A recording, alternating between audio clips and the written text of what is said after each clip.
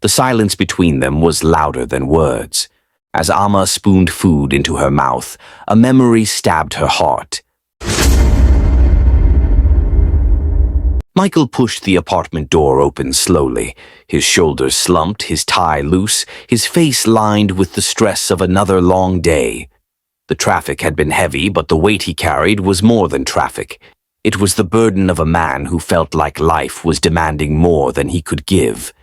He dropped his keys on the table, the familiar sound echoing through the room. Amma, his wife, was already home. She had cooked, she had set the table, and she had waited. The food was warm, but her heart was not. Michael muttered, "I'm back." Amma forced a smile. "Welcome." It was polite, safe, but it wasn't love. They sat down to eat. She asked how his day went. He said, "Fine." He asked how hers was. She said, "Okay." And that was it.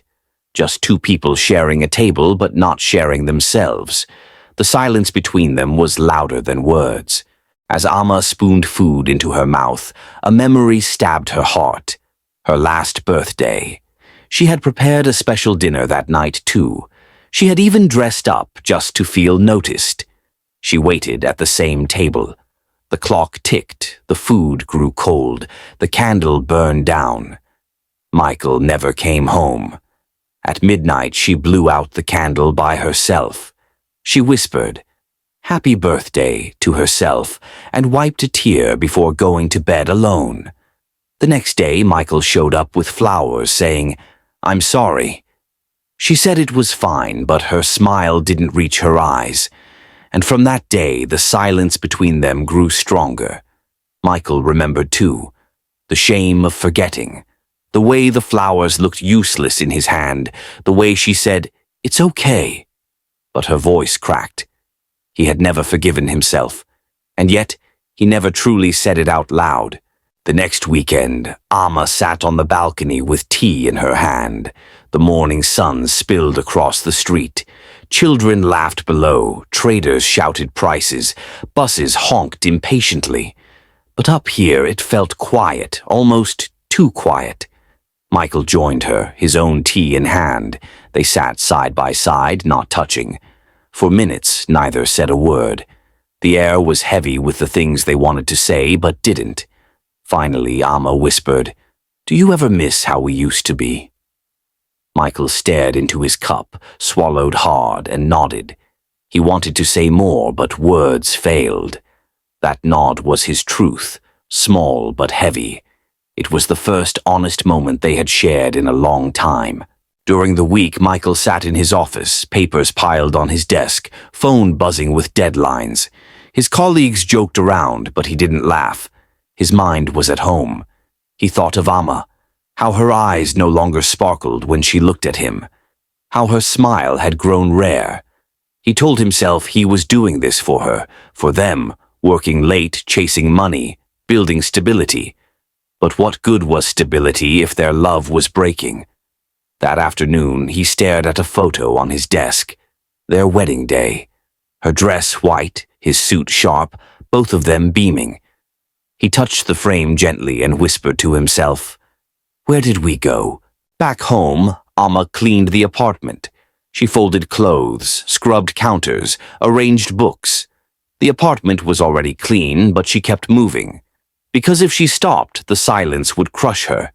She sat on the bed and picked up an old letter Michael had once written her, back when he used to leave little notes. "Back soon. Don't forget to smile." She held it to her chest and tears filled her eyes. When had the man who wrote this disappeared? She missed him. She missed herself, too. The woman who used to laugh easily, who used to feel cherished. Then one night, everything changed. The lights went out. The TV went black. The fridge stopped humming. The apartment fell into stillness. Amma lit a candle and placed it on the table. Michael sat across from her. The candlelight flickered between them, soft and warm. Without the noise of machines, without the distraction of screens, there was only silence. But tonight, silence felt different. Not like a wall, like a mirror. Michael looked at her and said quietly, I'm tired of being tired. Amma's eyes softened. I'm tired of feeling alone. The words were small, but they were real.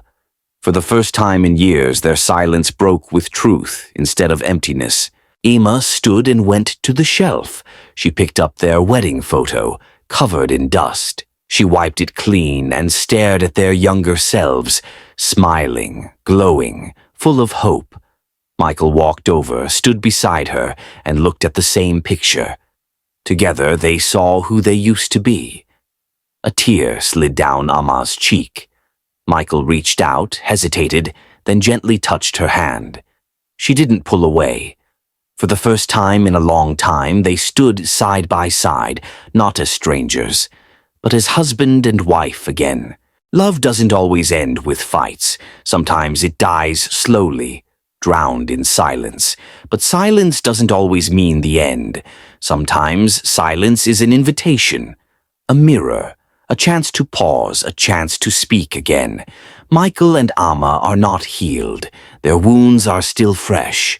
But that night in the empty apartment, they found something they thought was gone. The possibility of beginning again.